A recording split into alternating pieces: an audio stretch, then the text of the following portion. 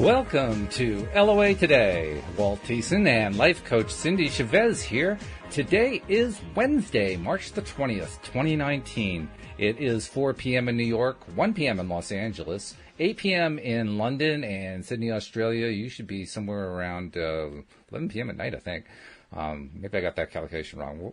Whatever time it is there, thank you for joining us for another episode of LOA Today, your daily dose of happy, and anywhere around the world, wherever you are listening. We appreciate you as well.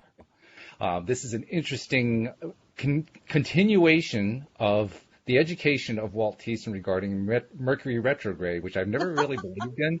And now I'm beginning to wonder, maybe I should reconsider that. And Cindy, I can't make up my mind.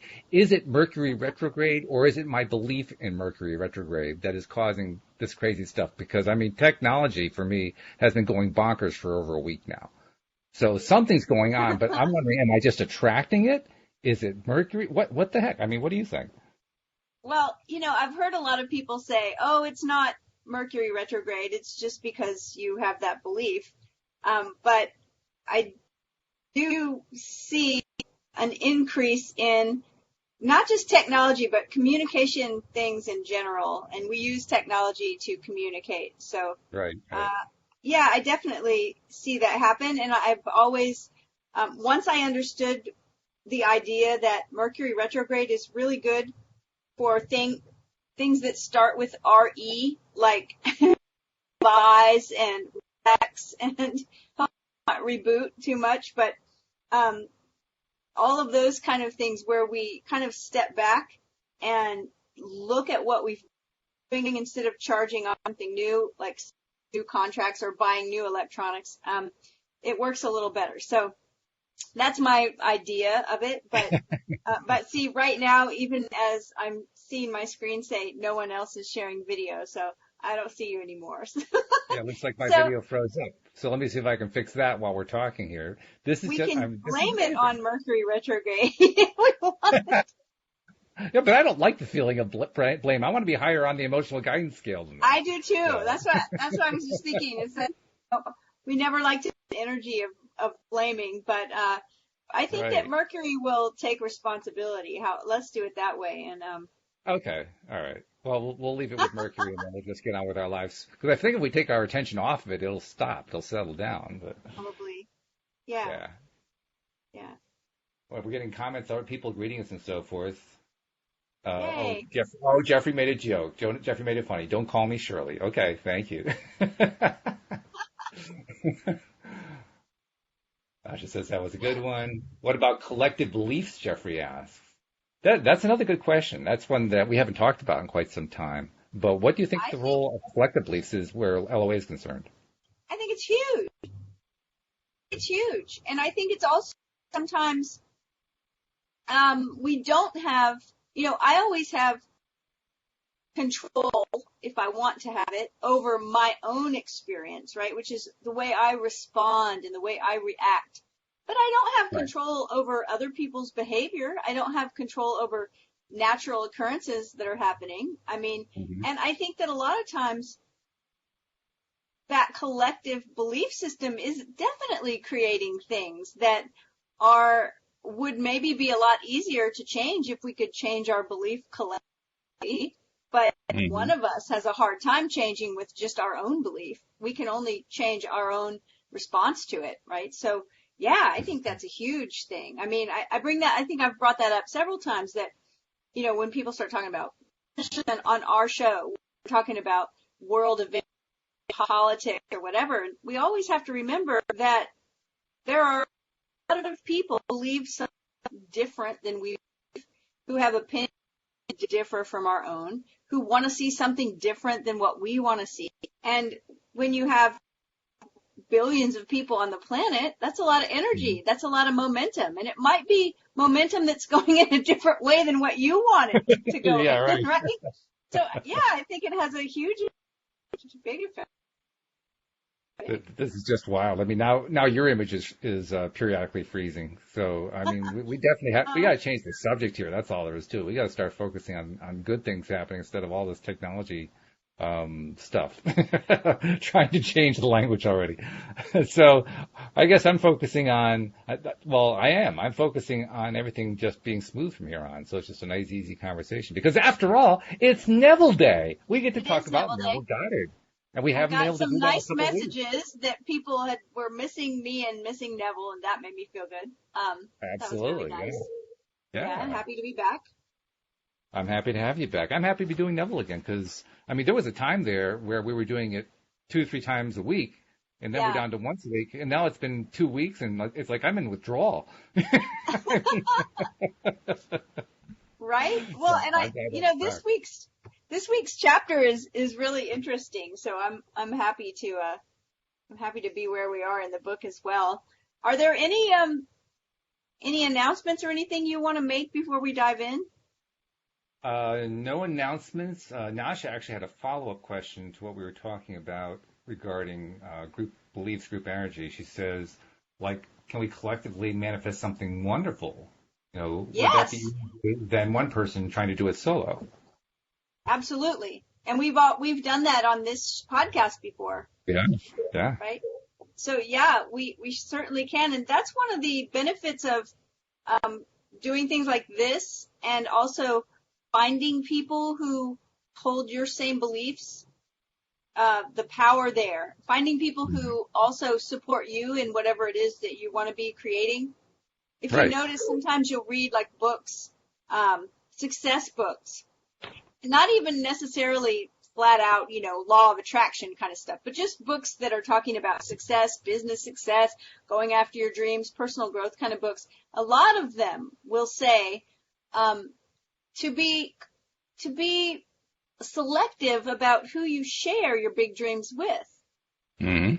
Because we all know if you've shared a big dream with somebody that maybe didn't have our best interest at heart, but they were like, I don't want to do that because they couldn't see that for us. And so they may try to discourage us in some way. I don't even think they're trying to be a discouraging person, but they have trouble encouraging us because they think maybe we're going to run off and do something that's not going to work out. And they don't want to see us they don't want to see us disappointed. So they say, well, why don't you just do this? Why don't you do this or that?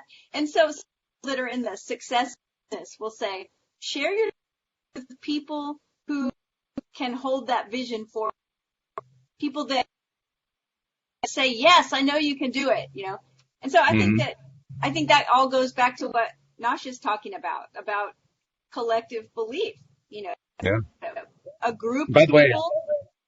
Yeah. I would point out that Nasha was the one who brought that experiment to us, because she's the one who brought it to our attention that Dee Dee was having trouble and needed help. She was in the hospital. And that's when we did our group healing thing. Yeah. Yeah. So you can just think back to that. Remember, that's where your proof is that it actually does work. Yeah, it works. It does work. And it doesn't have to be a big group either. Of course, there's more power, I think, the more people that are believing. But, that's why a lot of times that's why people hire coaches. Yeah. To hold the vision for them, to support them, to cheerlead them on and say, yes, you can do this. I know you can. I think it's important to have support in our life and to be selective about, who we're sharing things with. Yeah. But yeah. I think, we also learned pretty quickly how important it is to be careful, because when we're not careful, then all of a sudden our dreams turn into nightmares and we realize, wait a minute, I did something wrong here. What did I do? And hopefully we make the connection and make the change in the people who are in our orbit, let's put it that way, so that we don't have the same experience. Right. And I get that. And I hear that also sometimes, sometimes people don't want to tell their parents about certain things that they're going after. And a lot of times that's just because their parents love them and have had some of their own ideas about what success would look like for them, right? And so absolutely, yeah. Right. Well, you ready to dive into this Neville chapter? Let's do it. Yeah, let's do it. We have been making our way through the Neville Goddard book called Your Faith is Your Fortune. And this chapter, we're on chapter 13, is called the impressions. So it's like the word impressions, but there's an apostrophe between the I and the M, and there's a dash. before the rest of the word. It's like hyphenated. So I love that he did this. So I'll never look at the word impression the same way again. Right? Yeah. Because When you see it in Neville's print, always it's very, talking about, yeah, he's always talking about I am statements, right? So, and how that impresses on our consciousness. So yeah, impressions. I think it's funny. it All is. right. So he starts off with a verse from the Christian Bible. It says, and as we have borne the image of the earthly, we shall all bear the image of the heavenly. And he goes on to say, your consciousness, or your I am, is the unlimited potential upon which impressions are made. Impressions are defined states based upon your I am. So this is interesting right here, is we've often talked about I am statements, like your story that you tell about yourself. But he's actually saying that he's equating here. This is another equation he makes, that I am is your consciousness. Mm-hmm. He says your consciousness or your I am. And I don't know that we've heard him actually use that kind of language before. No, I mean he's certainly equated consciousness to God, to Jesus, to the kingdom of heaven. But now he's tying I am into that and basically saying they are all the same thing. This is the first time I think we've completed that circuit, so to speak. I think so too. He says your consciousness or your I am can be likened to a sensitive film. In the virgin state, it is potentially unlimited. You can impress or record a message of love or a hymn of hate, a wonderful symphony or discordant jazz. It does not matter what the nature of the impression might be. Your I am will, without a murmur, willingly receive and sustain all impressions. And I think the reason why this is so important for us to grab is that a lot of us have experienced in the past, hopefully in the past, but a lot of negative self-talk, a lot of that negative mental chatter that can turn into our story. I'm not good at this. I'm not good. So I've actually asked as a coaching question before someone, we talk about your I am statements all the time, but what about your I am not statements?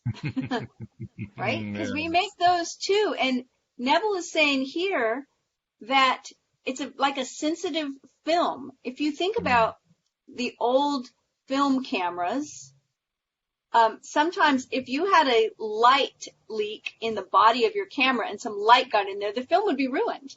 Right, exactly. Just by the tiniest bit of light getting in. It was very, very sensitive. And Neville is saying that's how sensitive our consciousness is. So these stories that we tell about ourselves, if they are not what we want, we're still impressing them on our consciousness.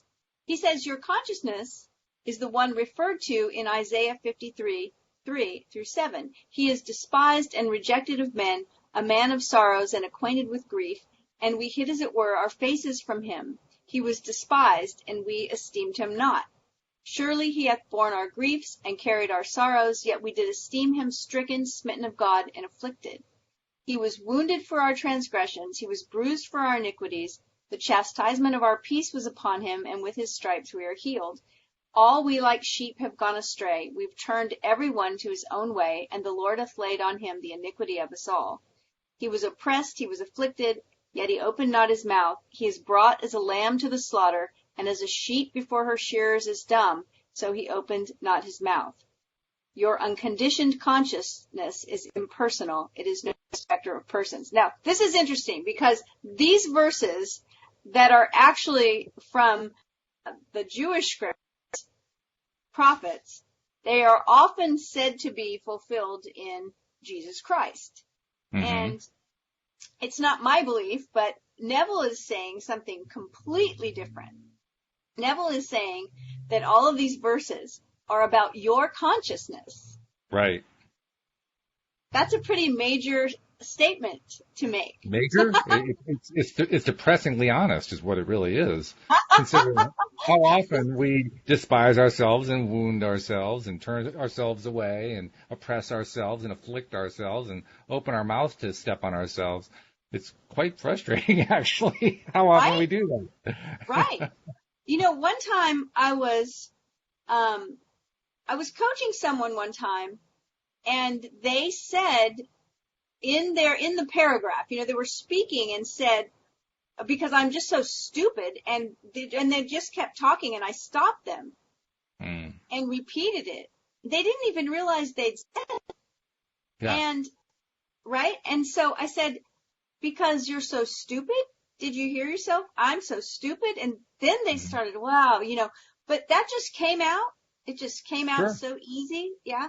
And so when we think about our consciousness creating, remember that that's what Neville has been telling us for the past dozen chapters, is that our consciousness creates everything we see going on around us. So if we're impressing our consciousness with stuff like that, okay, we need to change that, right?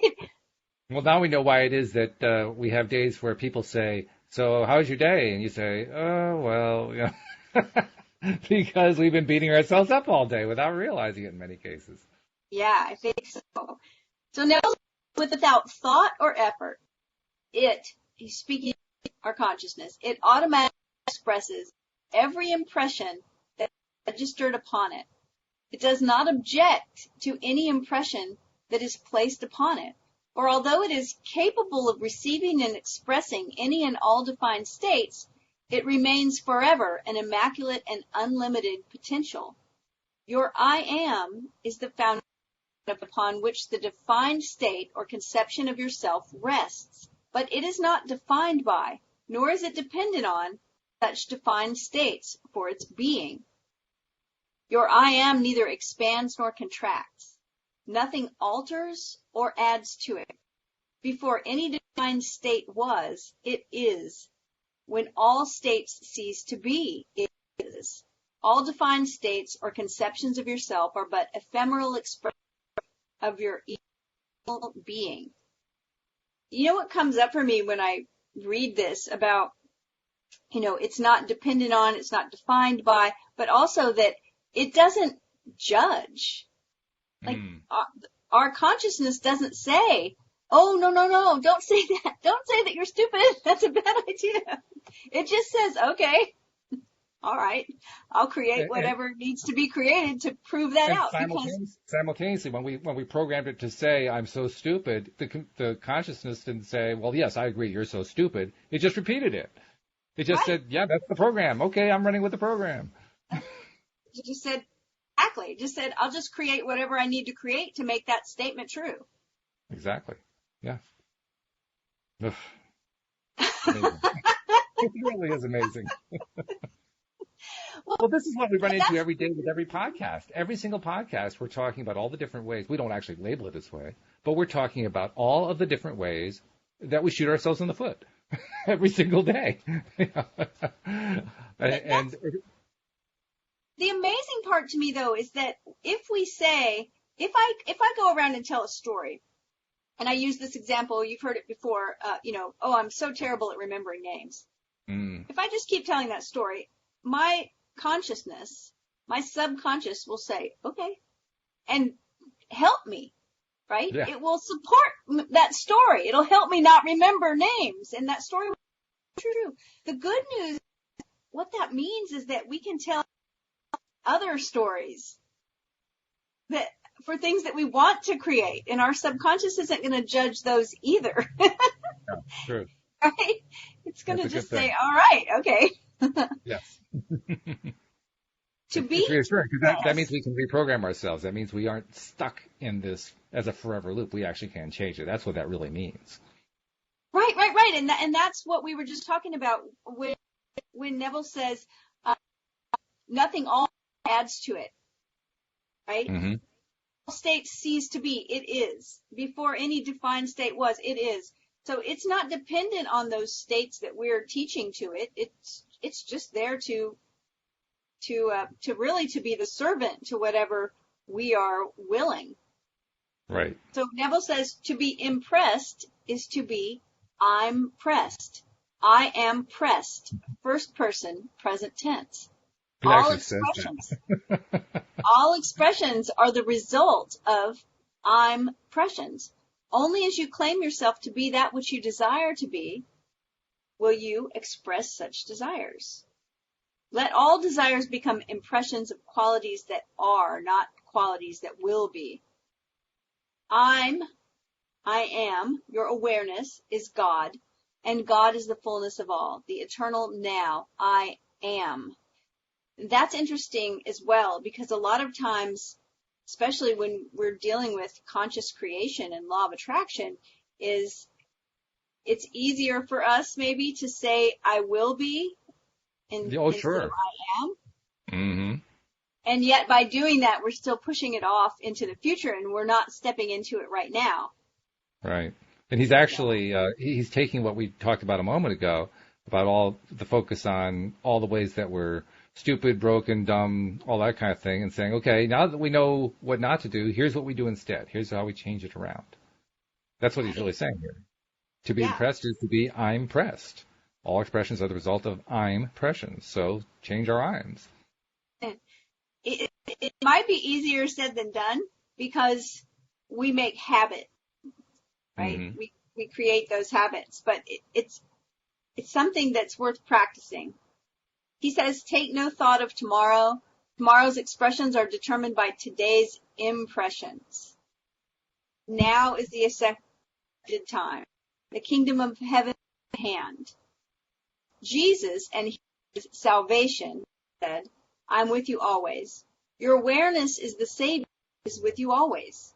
But if you deny you all, you deny him by claiming he will appear, as millions today are claiming that salvation is to come. This is the equivalent of saying we are not saved.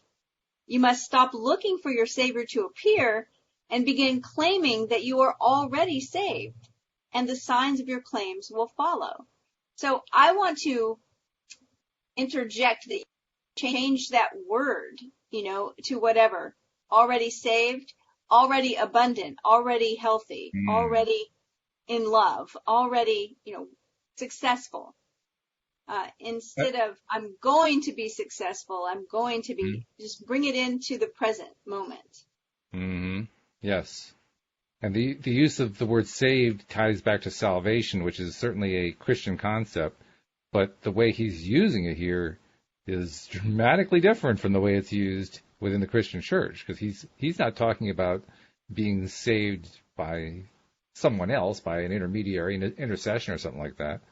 He's talking about us just changing the way we're focusing and thinking because we're in control. Right, and he's also not talking about the afterlife. He's talking about the life we're experiencing right now. Right now, he's not talking something in the future. He's not talking about something nebulous and spiritual and ephemeral that we can't see, although it could be if that was what your goal is to be spiritually healthy. But he's talking about whatever desires you have right now. And the saving part, the salvation, is that we get saved from our worst impulses. We get saved from the possibility of not having success, or not having abundance, or not having health, or not having peace, or what we are looking for. He says, when the widow was asked what she had in her house, there was recognition of substance. Her claim was a few drops from a gusher, if properly claimed. Your awareness magnifies all consciousness. To claim that I have oil, he says, joy, is to confess that I have empty measures. Such expressions of lack produce lack. Okay, let me go back and reread that correctly. To claim that I shall have oil is to confess that I have empty measures. So this is the same thing we've been talking about. When we say, well, someday I'm going to have, and here's how this shows up so often in the language that we use today. I'll be happy when. I'll be happy when I have a relationship. I'll be happy when a little more money's coming in. I'll be happy when I just lose this last 10 pounds I've been trying to lose. I'll be happy when I have a bigger house. I could go on for days because I hear these things all the time, and I've probably said some of them myself, right? Oh, sure, me too. But the happiness has to come now. It has to be first, not after. Because all the good things that we want to attract, they are a result of us feeling good. They are not the result. They don't produce the result of us feeling good, right? They are the result of us feeling good. I can actually point to what I was doing before the podcast. Before the podcast, I was taking my daily walk, and the weather was, for around here, beautiful. For around there, it was on the cold side, but it's in the mid-50s, and it's beautiful for a walk. So I was out my walk, and throughout my entire walk, with only one exception. Now, this is about an hour-long walk. For about 5 minutes, there was an exception, but the other 55 minutes, I was really hitting it. I was on all kinds of things. There were certain subjects I was looking at, but a variety of things that were all good-feeling stuff. And that was like first of all, it felt great.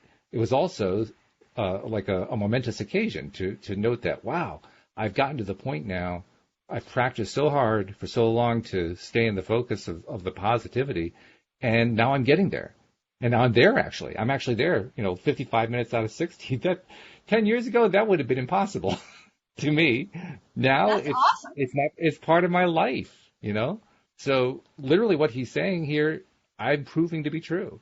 I'm proving that I can focus on what I want to be. I am in control. I do get to decide. That I am is all powerful, and I've just been learning how to control the steering wheel, really. It's amazing. And it's amazing that the practice that is consistent produces such great results. And sometimes the only way we actually see them is to look back, right, and realize, wow. And I think it's important that we do that, to stand back and realize how far we've come. Right? It's important. Yeah, it's very important. I agree. Okay, Let's see, where are we? So impressions of lack produce lack. And when we say I want something, and we say it enough that we're going to have it in the future, I really want this, we're saying I don't have it. And not to say that we shouldn't desire things, but it's just that focusing on that side of the coin. Because everything has two sides, the thing and the lack of the thing. Yeah, it's a reminder to change our focus. Okay, well, previously I was focusing on I will have it in the future. Well, now I'm going to change it around and say, you know what? I have it in the present. I'm just going to imagine it. I'm going to pretend that it is. And as I'm pretending, it becomes more and more true. Everything contains its opposite. So most of us, we might not have as much as we want of whatever it is, but we have some measure of it, right? Yes. Like maybe we want to be in better shape. Maybe we want to be healthier, but we do have some measure of health. Oh, yeah. We have a large measure of health. Be dead, right? Yeah, right. Sometimes we want more money, but we do have some money. So focusing on being grateful for what we do have is a better option than focusing on the lack, is what Neville's saying here. Mm-hmm. And also kind of stretching our minds a little bit. Okay, so maybe I don't have as much money as I want, but that doesn't mean I can't pretend that I do. Sure, I can pretend it. And in that pretending, it actually becomes true in my mind first, and then later in my experience. But the most important thing, this is one thing I was really focusing on during my walk today, it almost doesn't matter whether or not it manifests into something physical. Because what really matters is how's it feeling right now. Right. Yeah. I love that. I love hearing that, because that's something I feel like trying to drill into people's heads, and I don't know if I communicate it well. But the whole idea of meditating or imagined states, like Neville talks about, we call them a vignette often, but just using our imagination to experience something. It's like we can do that just for the enjoyment of imagining it in the moment. And when we do that, we are tapping into the pure feeling of it, the pure, the pure essence of that thing, instead of tainting that essence with the recognition that we don't have it yet. Which is, I think, what happens a lot when people try to visualize something or meditate upon something, and there's still this other part of the story running but I don't really have it. I actually had somebody tell me one time, well, I don't want to feel good by just imagining it. I want to have it. And they said, and I'm not going to be happy until I have it. I'm not going to just pretend and feel good about that. That's just all imagination. I was like, okay, what can you say? All right. So Your Neville, wish is my command. right? So Neville says, God, your awareness, is no respecter of persons. Purely impersonal, God, this awareness of all existence, receives impressions, qualities, and attributes defining consciousness, namely your impressions. Your every desire should be determined by need. Needs, whether seeming or real, will automatically be fulfilled when they are welcomed with sufficient intensity of purpose as defined desires. Now that's an interesting statement. I want to kind of rewrite it in an easy language. That sounds good. Okay. So what he's saying in the beginning here is that our consciousness, and we already recognized this before, that our consciousness is impersonal, the awareness of everything, the impression that it's receiving. It doesn't favor, one person over another or one person's ideas or imaginations over another. It just receives those impressions and attributes and then produces whatever it needs to produce. So Neville goes on to say, your every desire should be determined by need, whether seeming real. And so I think this is interesting because of the idea of neediness. But Neville's definitely getting at something else here, because I think that in our modern world today, the way we might read this is that we shouldn't have what we want, we should have need, and that's not what Neville's saying, right? I agree. In other words, some people say, well, I don't really need that, and so they feel guilty wanting something unless it's an actual need. And needs are, we all have basic human needs.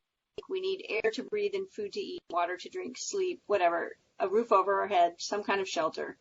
But Neville goes on to say, whether seeming or real, will automatically be fulfilled when they're welcomed with sufficient intensity of purpose as defined desires. So I think he's really speaking here to getting specific with his word, using the word defined and having some kind of intensity of purpose. What I see here is the idea of knowing why you want something and knowing what it is that's important. Sometimes people say they want something, or they'll say, oh, I wish I had that, right? So they see a pretty car drive by and say, ooh, I wish I had a car like that. And then they never think about it again. Mm-hmm. That's probably not going to get fulfilled. Probably not. Right? Because there isn't sufficient intensity of purpose behind it. Right. But when we really know what we want, we feel like I really need this thing and I desire it. My desire is strong and I know what it is, and there's an intensity of purpose behind it. That's when we start seeing the manifestation. Does that make sense? I think you're right. I think the key words are intensity of purpose. And we will tend to get tripped up on words like needs. In fact, needs, wants, there are whole debates to be had about, well, should be that you have a need or should you have a want, or, is one worse than the other? You can get into all kinds of craziness about that. But the real point is intensity of purpose. And that comes from just how long you're going to focus on and how consistently you're going to focus on and how excited are you going to get about it. So it almost doesn't matter whether you define it as a need or a want or a widget. It doesn't make any difference. The question is, what's your focus? And I think knowing why we want it was sort of like, now I'm going all the way back to like beyond a year ago. And it's my simple experience with starting to feel like I was getting a cold. Right, back in January 2018. Yeah. Right. And we were going through one of the Abraham books at the time and learning about pivoting. And that's what we were teaching on the podcast, about pivoting and about how turning the focus from because my focus would so easily be at that time to wake up at 5:30 in the morning to do the podcast and say, oh my gosh, I can't breathe through my nose. My throat is scratchy. I don't feel good. Do I have a fever? I think I might have a fever. And, I'd just start going down that road.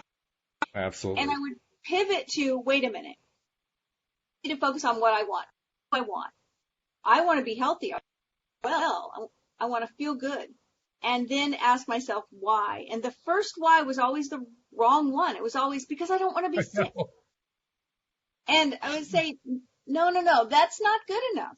Why do I want to feel well? Because I wake up full of energy. I want to raring to go. I want to show up in good voice and with a clear mind, and I want to be able to think sharply, and I want to be able to deliver quality, information to people. I want to be happy and be in a good energy. And okay, once I started doing that, the symptoms would just go, be gone. And so what was the deal? How am I relating it to this? Is it was determined by need. I really needed to be well. Why? It wasn't because I don't want to be sick. It was because I needed to have these other feelings. It felt like a need. And there was sufficient intensity of purpose as defined desire. I've defined it. What does it mean? It means I feel happy, full of energy. My body feels good. I'm raring to go. I jump out of bed. I'm thinking clearly. I can breathe through my nose like you're supposed to be able to. And all of those things, they completely changed the experience, knowing all those things, naming those things, defining those things. I think that's what Neville's talking about here. I think you're right. I think that he is really driving at the fact that when we get ourselves into that little trap, and you were describing that trap in really elaborate terms very nicely, but when we get ourselves into that trap of focusing on what we don't want, it can take a little while to turn it around. But he's saying, really all you have to do is just have that intensity of purpose, and you can get there. It doesn't matter so much that you tripped. What matters is you recognized what direction you want to go in, and then you applied your intensity to it. You were talking about it in terms, I forget what your example was, but it made me think of my example you were talking about in terms of getting sick. My example was also from last year about having my knee injuries, where my ligaments were injured. And I had to really apply this concept of intensity in a big way because I couldn't always get into that good feeling place. But I knew that intensity trumps the perfection of how high your feeling is. So if you're in a moderate feeling place and you're really, really intense about it, it still breaks through anyway. Right. So that's what I was doing. And it was pretty amazing how it worked. It was pretty amazing how quickly the results were. I mean, I can't say that my knees felt instantly better as soon as I got back on my feet. Well, no, I can say that actually. I can't say that they felt well. I can't say that my knees felt great when I stood up. But I can say that after that session and I stood up, I did so with a lot less pain. I did so with a lot less effort and a lot more ease than I had before. And that's how I knew, wow, this stuff really does work. This mind over matter stuff is incredible. So it does take some effort. It takes some perseverance, that intensity of purpose, as he calls it. But boy, is that powerful. Really powerful. Well, and he says that those things will automatically be fulfilled. Yeah. And they are. And what's interesting is that where he says needs, whether seeming or real, will automatically be fulfilled when they are welcomed. We often don't welcome a need. Oh no, right? Where it's like, I have this need, and we resist it. But he's showing us something completely different here. It's very wonderful, actually. All right. So he says, knowing that your awareness is God. Now, I love this sentence very much. Knowing that your awareness is God, you should look upon each desire as the spoken word of God, telling you that which is. We have a number of different definitions of God going on here. Right. God is consciousness. We are God. Awareness is God. Yes. The spoken word is God. I mean, they're all equivalent. But look at this. Knowing that your awareness is God, you should look upon each desire as the spoken word of God telling you that which is. So instead of being upset when we suddenly have a need or a desire, instead of looking at it as I'm wanting this thing and that desire is not fulfilled, I don't have it, we should look upon it as the spoken word of God telling us that which is. So when we have a desire, if we look at it that way, we would welcome it. It would be much easier to welcome a desire, knowing that really it was just God telling me what was. is. It's a little bit of a mind game because it's also true that we are God. So it's us talking to ourselves, telling ourselves that this is what our desire is, and in so doing, that desire becomes the root to what we want. And it also becomes an expression of what's true. This is what I really desire. Yeah. Right. Of what's true. And the word that he used in the sentence previous, that it would automatically unfold, right? Automatically manifest. Mm-hmm. Yeah. He quotes Isaiah here. He says, "Cease ye from man whose breath is in his nostrils, for wherein is he to be accounted of?" That kind of reminds me of, being careful and selective about who we listen to. He says, "Wherever that which is defined by our awareness, never claim I shall be that. Let all claims from now on be I am that I am. Before we ask, we are answered. The solution of any problem associated with desire is obvious. Every problem automatically produces the desire of solution." That's funny. One of my very first philosophy teachers taught me the idea that the solution are the same thing. And I've found that to be true. And that's what Neville is saying right here. Every problem automatically produces the desire of solution. Mm-hmm. Man is schooled in the belief that his desires are things against which he must struggle. In his ignorance, he denies his Savior, who is constantly knocking at the door of consciousness, to be let in. I am the door. Would not your desire, if realized, save you from your problem? To let your Savior in is the easiest thing in the world. This must be to be let in. You are conscious of a desire. The desire is something you are aware of now. Your desire, though invisible, must be affirmed by you to be something that is real. God calleth those things which be not, are not seen, as though they were. Claiming I am the thing desired, I let the Savior in. Behold, I stand at the door and knock. If any man heareth my voice and open the door, I will come in to him and will sup with him and he with me. Every desire is the Savior's knock at the door. This knock every man hears. Man opens the door when he claims, I am he. See to it now that you let your Savior in. Let the thing desired press itself upon you until you are I'm pressed with nowness of your Savior. Then you utter the cry of victory. It is finished. Yeah. He's a little bit wordy about the way he says these things, but I guess he does it. Well, I think most of his wordiness comes from him consistently using Christian verses to bear out what he's trying to say. Well, this is true. Yeah. I mean, we can't really deny that. No doubt about that. I think a lot of it, though, is I wonder how much of this is him trying to figure out for himself, how do I express what I learned most within the Christian context? Oh, I think a lot of it is that. I think it was him speaking to an audience in their vernacular, in the way they wanted to hear it. I'm curious what stands out from this chapter for people that are listening, and if we have any comments or questions. Well, Jeffrey did raise a question. He says, can you talk more about intensity of purpose and how to add momentum? Because that's really what the purpose of intensity is, to add momentum. So it's almost redundant, the question, but it's a good question. You want to address it first, or do you want me to? Well, what comes up in my mind is that what I said before, I really think that's important, is knowing why we want something.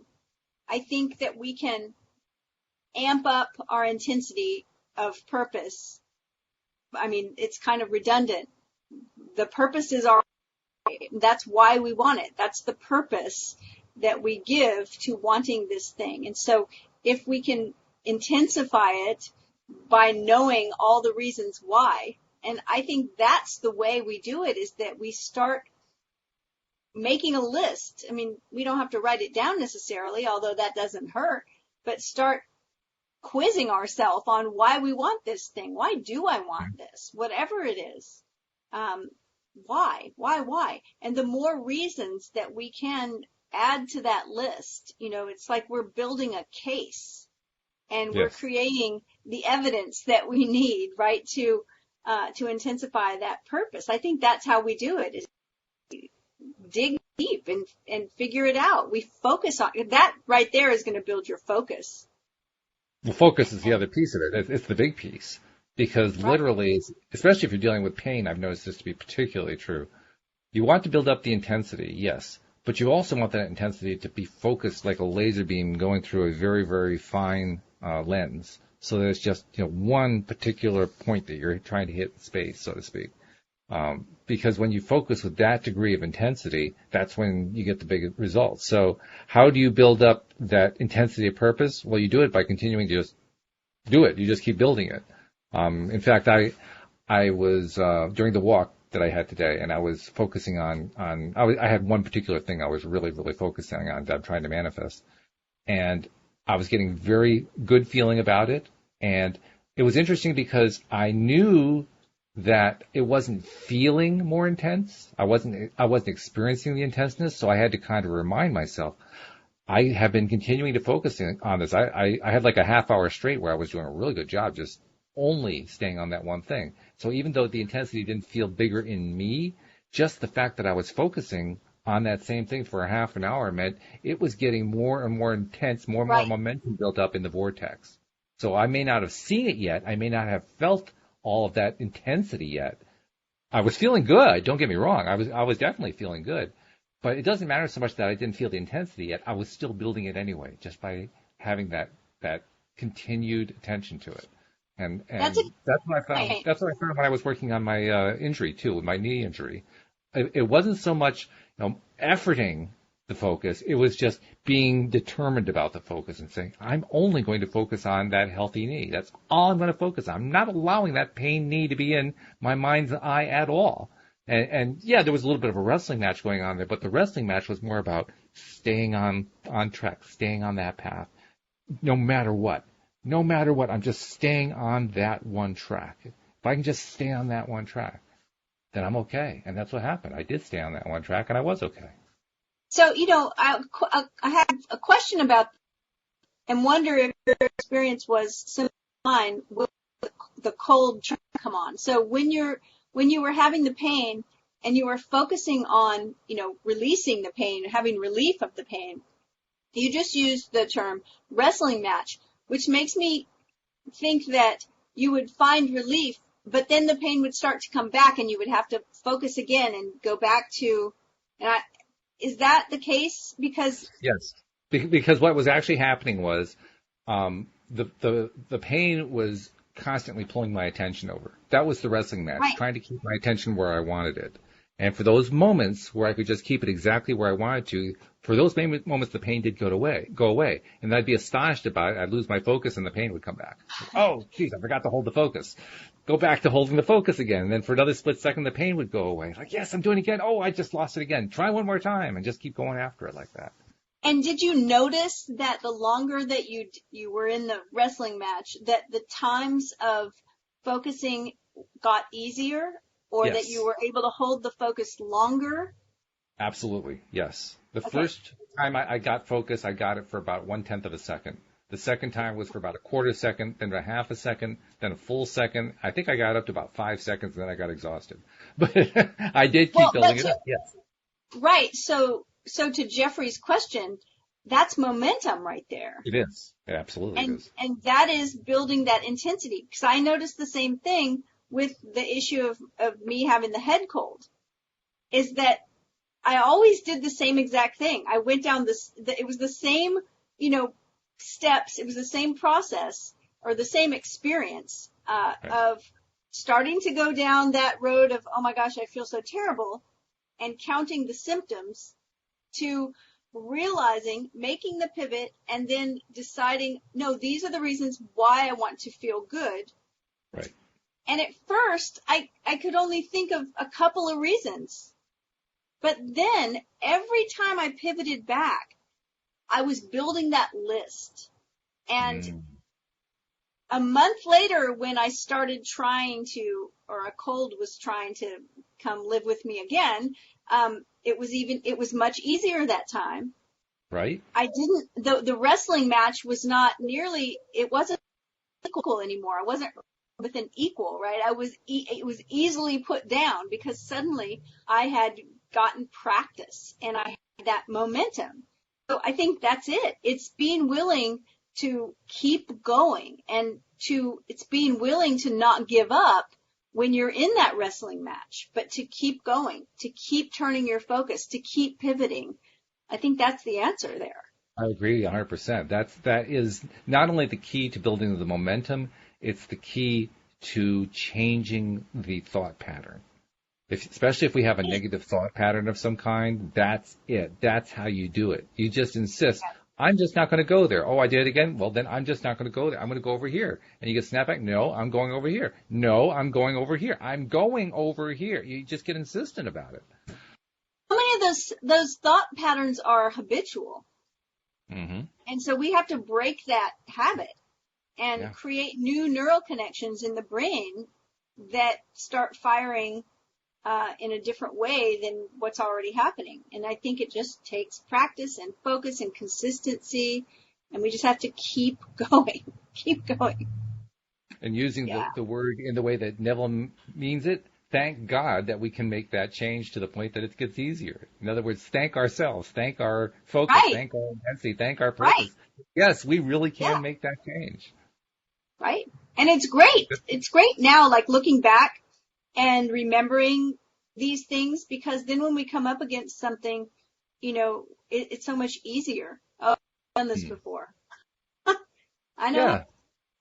And it's not like it always gets easy after that, because we all have different strengths and weaknesses. I mean, I'm sure you get a lot of people who come to you with relationship issues. And probably some of them are really good with money. They have no trouble attracting the money, but the relationships are tripping them up. Right. And vice versa. Yeah, exactly.